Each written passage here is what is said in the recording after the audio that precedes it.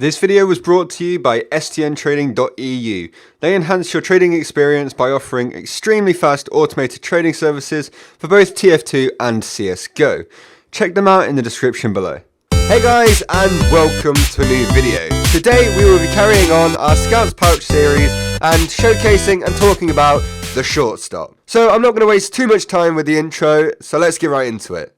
The Shortstop is an unlockable primary weapon for the Scout, and you can get it from a drop or by crafting it. However, crafting this gun, as crafting any guns, is such a waste, since there are trading sites that let you trade one single weapon for it instead of paying a reclaimed, which is equal to 6 weapons. So crafting is absolutely useless.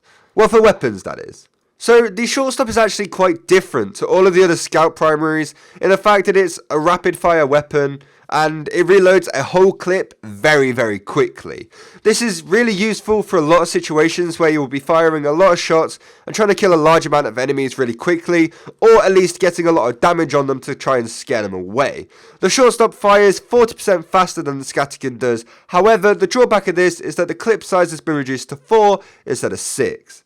However, the reload speed more than makes up for it. Using the Shortstop is a little bit like having a second pistol, as the Shortstop has a much better accuracy than the Scattergun at long ranges, and the pellets fire more tightly together, so you can easily hit enemies from a long way away. While you are holding the Shortstop, you will actually take an additional 20% knockback from weapons and also air blast, so you will go much further than you used to do if you were holding any other gun.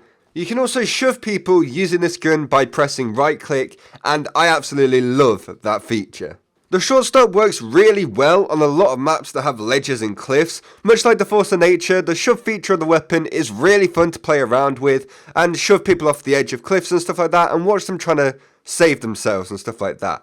However, these cliffs can also be turned against you, as while you are holding the Shortstop, you have the additional knockback potential, and the many of the cliffs you use to annoy people could also be turned around and used directly on you, and all they have to do is just hit you normally. One thing you can do to combat this is to equip the Atomizer, so if you do die, at least you made a valiant effort to get back up. The Shortstop's base damage at point blank is actually much lower than the Scattergun, at 69 to 72 damage per shot, but you can shoot faster with this gun, so that kind of compensates for the lower damage numbers.